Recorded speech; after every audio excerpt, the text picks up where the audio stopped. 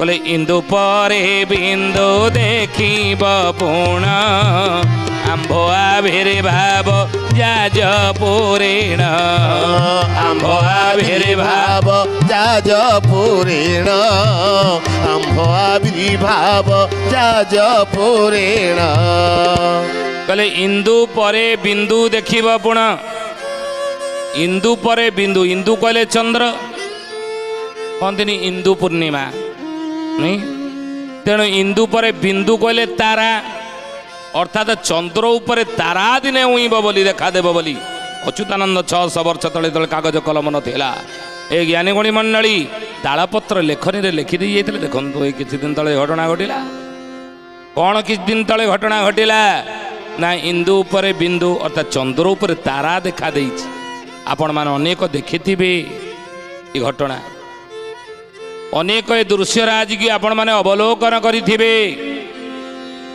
चंद्र उपर तारा 600 वर्ष तले लिखिथिले आज हला आ हेले कौन घटना घटिब ना वसुधा फाटिब कैलाश ठारे लांजा पड़ी जीव चारि दिगरे लांजा पड़ी जीव चारि दिगरे लांजा पड़ी जीव चारि दिगरे जेतेबेले चंद्र उपरे तारा देखा देबार तू देखिबु हे रामचंद्र बा कली जुगरे लोक माने देखिबे सेतेबेले जानिबे जे वसुधा फाटिब कैलाशपुरी अर्थात देवदेव महादेवंकर निवास स्थली होउची कैलाश पर्वत नहीं विष्णुंगर जिमती वैकुंठ ब्रह्मांगर जिमती ब्रह्मलोक देवता मानकर निवास स्थली जिमती स्वर्ग से बड़ी हे ज्ञानी गुणी मंडली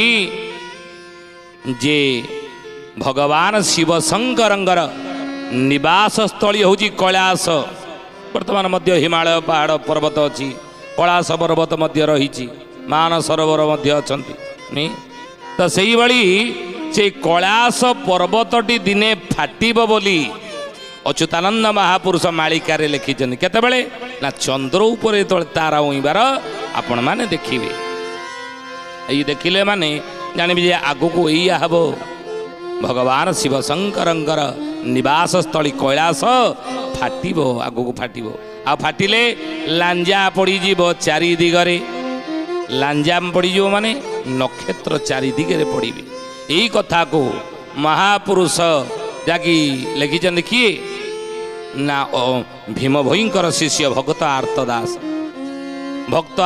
होउछन भीम भयंकर शिष्य से आर्तदास कौथरे लिखिछन ये लांजा पड़िबार कथा ना तांकर आर्तदास मालिका रे से लिखिछन कौन लिखिछन ना नक्षत्र लंजा छिड़ीब नक्षत्र लंजा छिड़ीब नक्षत्र लंजा छिड़ीब नक्षत्र लंजा छिड़ीब लवण जड़े बुड़ीब लवण जड़े बुड़ीब लह लह जुहा करीण कालिका लह लह जिभा करीण कालिका क्षीण मुंड मोड़ीब मो भजाले खवाई मो भजाले खवाई हरि भजुथा रे हरि भजुथा हरि भजुथा रे हरि भजुथा हरि भजुथा रहते रही मो भजाले खवाई हरि भजुथा निरंते रही मो भजाले खवाई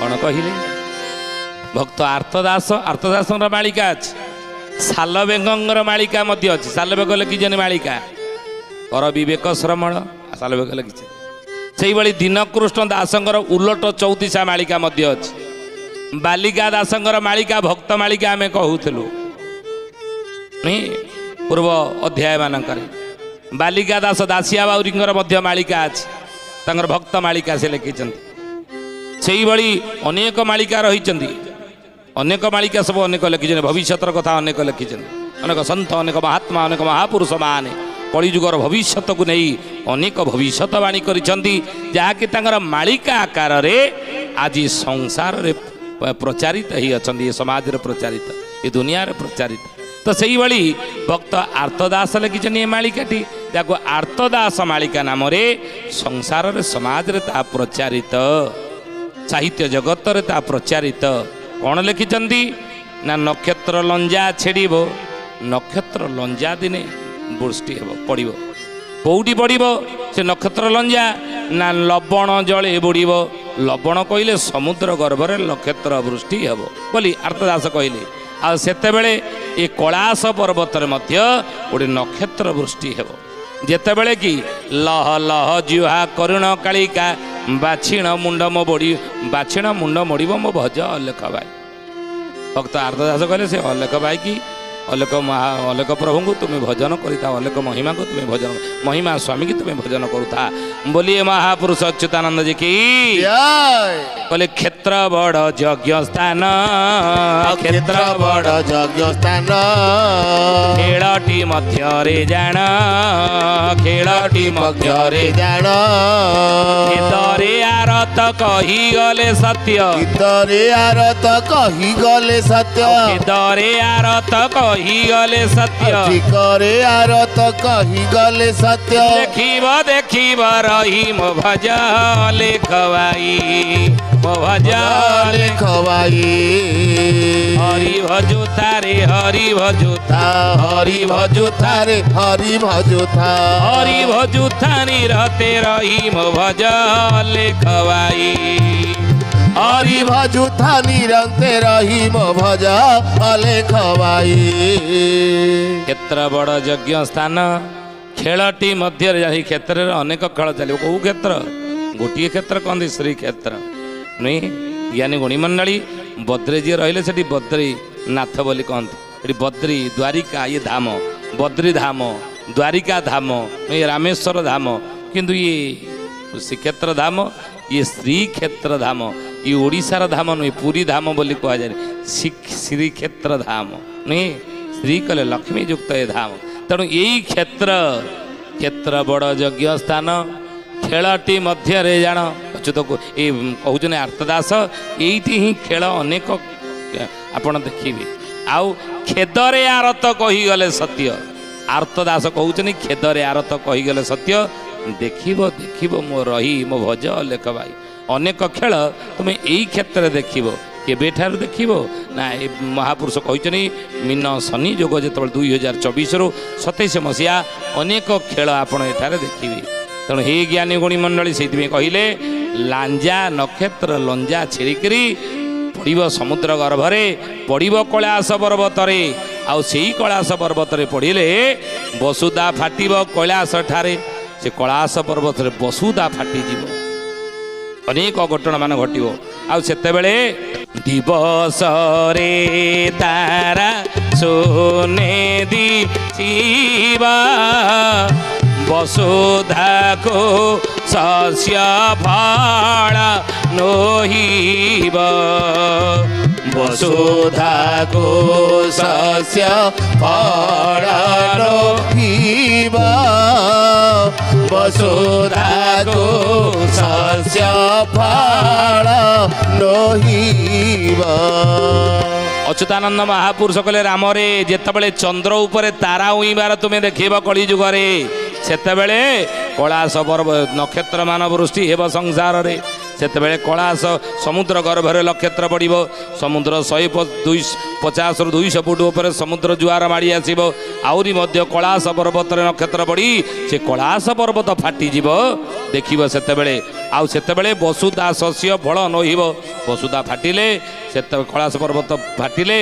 से वसुधार शस्य फल किछि हेब नाही महापुरुष लिखिछन एक कथा आउ दुर्भिक्ष होइब एहि संसार जेते अर्जिले न मिले आर जेते अर्जिले न मिले आहार जेते अर्जिले न मिले आहार दुर्भिक्ष होइब एही संसार जेते अर्जिले न मिलिब आहार दुर्भिक्ष पड़िब ए संसार रे जेते अर्जन कले मध्य ଯେତେ କୃଷି କାର୍ଯ୍ୟ କଲେ ମଧ୍ୟ ଶସ୍ୟ ଆହାର ଲୋକଙ୍କୁ ମିଳିବ ନାହିଁ ବୋଲି ଅଚ୍ୟୁତାନନ୍ଦ ମହାପୁରୁଷ ମାଳିକାରେ ଲେଖିଲେ।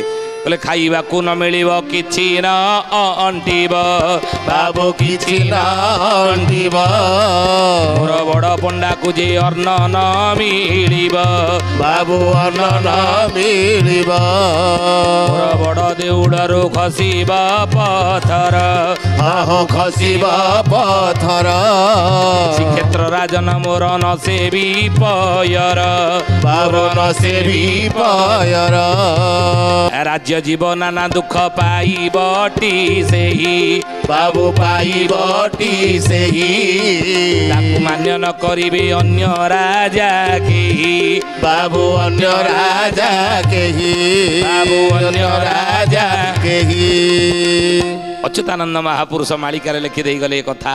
କହିଲେ ଜ୍ଞାନୀ ରେ ହେ ଜ୍ଞାନୀ ଗୁଣୀ ମଣ୍ଡଳୀ କହିଲେ ହେ ରାମଚନ୍ଦ୍ର ବାବୁରେ ସେତେବେଳେ ଖାଇବାକୁ ନ ମିଳିବ କିଛି ନ ଅଣ୍ଟିବ ମୋର ବଡ଼ ପଣ୍ଡାକୁ ଯେ ଅନ୍ନ ନ ମିଳିବ ସେତେବେଳେ ବଡ଼ ପଣ୍ଡାକୁ ମୋର ଅନ୍ନ ମିଳିବ ନାହିଁ ଏ ଘଟଣା ତୁ ସେତେବେଳେ ଦେଖିବୁ କେତେବେଳେ ଚନ୍ଦ୍ର ଉପରେ ଯେତେବେଳେ ତାରା ଉଇଁବ। ଏ ସୁଧିଜାନେ ଖାଲି ସେତିକି ନୁହେଁ ଆହୁରି ମହାପୁରୁଷ ମଧ୍ୟ ମାଳିକାରେ ଲେଖିଛନ୍ତି। କହିଲେ କାବ ମାନେ ଭକ୍ଷ କରିବେ ବିଷ୍ଟା ଘୃତରେ ନଥିବ ଟିକିଏ ମିଠା ଘୃତରେ ରଖିବ ଟିକିଏ ମିଠା ହୃଦୟରେ ରଖିବ ଟିକିଏ ମିଠା କହିଲେ ସେତେବେଳେ ଗାବ ମାନେ ଭକ୍ଷ କରିବେ ବିଷ୍ଠା। ଗାବ ମାନେ କହିଲେ କ'ଣ ଗାଈ ମାନେ ଗୋମାତା କପିଳା ମାନେ ବିଷ୍ଠା ଭକ୍ଷଣ କରିବେ। ଆପଣମାନେ ଅନେକ ଦେଖୁଥିବେ ଘଟଣା ଘଟିବା ଏ ଜ୍ଞାନୀ ଗୁଣୀ ମଣ୍ଡଳୀ ଆଜି ବାକି ନାହିଁ ଆଉ ଘୃତରେ ନଥିବ ଟିକିଏ ମିଠା ଘିଅରେ ଟିକିଏ ମିଠା ମଧ୍ୟ ଅର୍ଥାତ୍ ସ୍ୱାଦୁଯୁକ୍ତ ସ୍ୱାଦୁହୀନ ହେଇଯିବ ଘୃତ। ଆଗରୁ ଘିଅ ଯେତେବେଳେ ଘରେ ମାରୁଥିଲେ 50 ବର୍ଷ ତଳକୁ ଯଦି ଚାଲିଯିବା ସେ ଖଣ୍ଡମଣ୍ଡଳ ଗୁଆ ଘିଅରେ ବାସିକି ଫଟଉଥିଲା ନୁହେଁ। ଆଜି ଦେଖନ୍ତୁ ସେ ଗୁଆ ଘିଅରେ ମଧ୍ୟ ବାସନା ନାହିଁ ମିଠା ମଧ୍ୟ ନାହିଁ ବୋଲି ଏ ମହାପୁରୁଷ ଅଚ୍ୟୁତାନନ୍ଦ ଯେ କି ଏ ଜ୍ଞାନୀ ଗୁଣୀ ମଣ୍ଡଳୀ ସୁଧିଜାନି ଯାହା 600 ବର୍ଷ ତଳେ ମହାପୁରୁଷ ମାଳିକାରେ ଲେଖିଥିଲେ ଆଜି ଦେଖନ୍ତୁ ଅକ୍ଷର ଅକ୍ଷର ସତ ହେଇନି। ଚନ୍ଦ୍ର ଉପରେ ତଳେ ତାରା ଉଇଁବ ଏଇଭଳି ଘଟଣା ସଂସାର ତୁମେ ଦେଖିବ। ଗୋମାତା କ୍ଷୀର କ୍ଷୀଣ ଗାଈ ଘୃତ ଆମ୍ବିଳା କ୍ଷୀର କ୍ଷୀଣ ହେବ ଗୋମାତା ମାନେ ଗାଈ ବା ଗୋମାତା ମାନେ କ୍ଷୀର କମ ଦେବେ ଏବଂ ଗାଈ ଘୃତ ଆମ୍ବିଳା ଗାଈ ଘିଅ ଆମ୍ବିଳା ଯେତେ ସେତେବେଳେ ଲାଗିବ ଆଜି ଲାଗୁନି। ଗାଈ ଘିଅ ଯେମିତି ଆଗରୁ ଲାଗୁଥିଲା ଆଉ ସେମିତି ଅଛି ନା।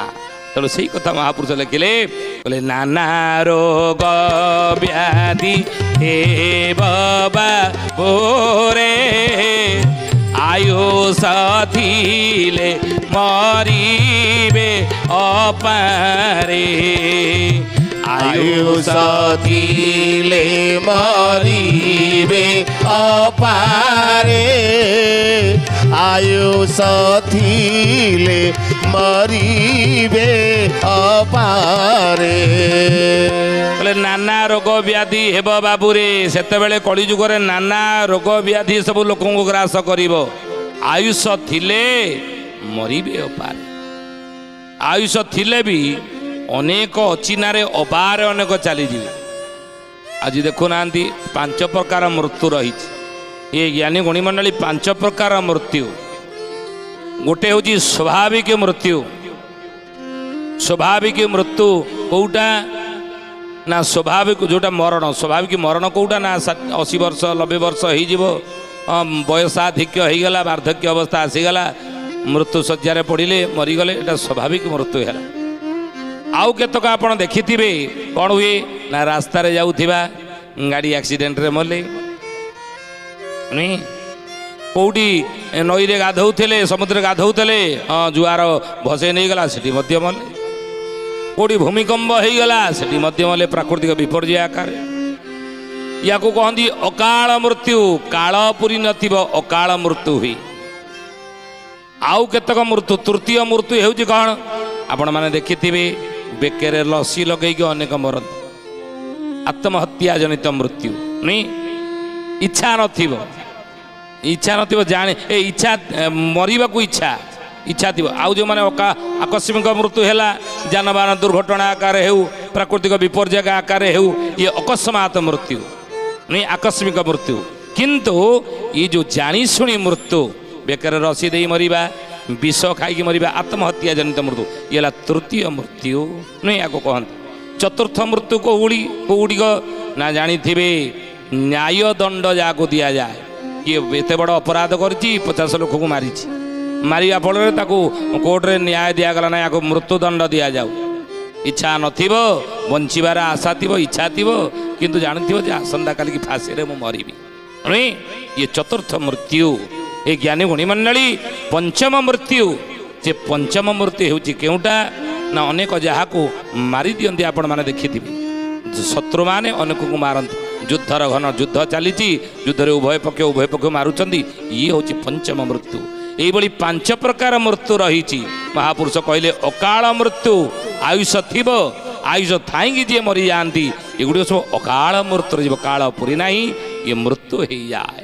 ତେଣୁ ସେଇଥିପାଇଁ ଅଚ୍ୟୁତାନନ୍ଦ ଲେଖିଲେ, ଯେତେବେଳେ ଚନ୍ଦ୍ର ଉପରେ ତାରା ଉଇଁବ ରାମରେ, ସେତେବେଳେ ସଂସାରରେ ରୋଗ ବ୍ୟାଧି ଆକାରରେ ହେଉ, ଯାନବାହନ ଦୁର୍ଘଟଣା ଆକାରରେ ହେଉ, ପ୍ରାକୃତିକ ବିପର୍ଯ୍ୟୟ ଆକାରରେ ହେଉ, ଯୁଦ୍ଧର ଘନଘଟା ଯୋଗୁଁ ହେଉ, ଏଇଭଳି ଅନେକ ମୃତ୍ୟୁ ମୁଖରେ ସଂସାର ଲୋକ ପଡ଼ିବେ। ଆଉ ସେତେବେଳେ କହିଲେ କଳି ଯୁଗ ଲୋକଙ୍କ ତ ନ କହିବୁ କେବେ,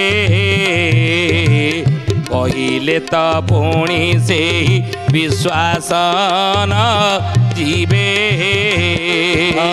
କହିଲେ ତ ପୁଣି ସେହି ବିଶ୍ୱାସ ନ ଯିବେ, କହିଲେ ତ ପୁଣି ସେହି ବିଶ୍ୱାସ ନ ଯିବେ। କଳିଯୁଗ ଲୋକଙ୍କୁ ତୁ ନ କହିବୁ କେବେ, ରାମରେ କଳିଯୁଗ ଲୋକଙ୍କୁ ଏ କଥା ତୁ କହିବୁ ନାହିଁ। କାହିଁକି ନା କହିଲେ ତ ପୁଣି ସେଇ ବିଶ୍ୱାସ ନ ଯିବେ। ଯେତେ କହିଲେ କ'ଣ ସେ ତ ବିଶ୍ୱାସ ଯିବେନି କଥା ଉପରେ। କାହିଁକି? ଅଚ୍ୟୁତାନନ୍ଦ ମହାପୁରୁଷ ମାଳିକାରେ ଲେଖିଛନ୍ତି, ଆଚମ୍ବିତ ଅଟେ ବାଣୀ। ଗୁପତ ଇଏ ମହାଗୁପତ। ଶୁଣ ତୁରେ ରାମଚନ୍ଦ୍ର ବ୍ରହ୍ମା ଶଙ୍କରଙ୍କୁ ଭେଦ ତ ନଥିବ, ନ ଜାଣିବି ଇନ୍ଦ୍ରଚନ୍ଦ୍ର। ଇଏ ଗୁପ୍ତ କଥା, ଇଏ ବ୍ରହ୍ମା ଶଙ୍କରଙ୍କୁ ଯେଉଁଠି ଭେଦ ନାହିଁ, ଇଏ ଭକ୍ତମାନେ ଏ କଥାକୁ ଜାଣିଥିବେ। କେବଳ ଭକତ ଗୁପତ ପ୍ରକଟ କରିତ ନୁହଁ, ଆଚମ୍ବିତ ଅଟେ ବାଣୀ। ଚେତୁଆ ଭକତ ଗୁପତ କାହାକୁ ବେଳସୁ ଅଛନ୍ତି ଜାଣି। କାହିଁକି କହିବୁ ନାହିଁ କଳିଯୁଗର ଲୋକମାନଙ୍କୁ? ନାହିଁ, ଆଶ୍ଚର୍ଯ୍ୟ କଥା, ଆଚମ୍ବିତ ଅଟେ ବାଣୀ। ତାକୁ ଆଚମ୍ବିତ ଲାଗିବ, ଆଶ୍ଚର୍ଯ୍ୟ ଲାଗିବ। ଏ ଘଟଣା କ'ଣ ସେତେବେଳେ ଘଟିବ? କାହିଁ ତ କେବେ ଘଟିନି। ଚନ୍ଦ୍ର ଉପରେ ତାରା ଉଇଁବା, ଏଭଳି ଘଟଣା ଘଟିବା, ଗାଈ କ୍ଷୀର ଘୃତ ଆମ୍ବିଳା ଲାଗିବା, ଗୋମାତା ବିଷ୍ଠା ଭକ୍ଷଣ କରିବା, এই কথা তো কাହିଁ କେବେ ହେଇନାହିଁ, କ'ଣ ସତରେ ହେବ? ହଁ, ଆଚମ୍ବିତ ଲାଗିବ। ତେଣୁ ତାଙ୍କୁ ତୁ କହିବୁ ନାହିଁ, କାରଣ ସେମାନେ ଆଶ୍ଚର୍ଯ୍ୟ ମଣିବେ, ଏବେ ଅବିଶ୍ୱାସ କରିବେ।